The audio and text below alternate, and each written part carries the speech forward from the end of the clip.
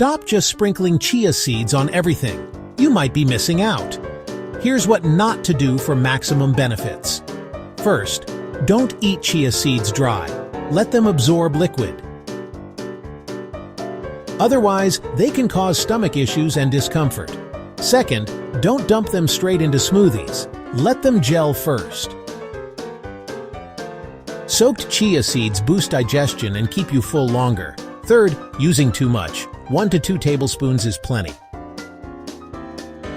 Fourth, don't skip stirring. Mix well to avoid clumps. Aim for that smooth, perfect pudding texture. Finally, pair chia seeds with vitamin C-rich foods.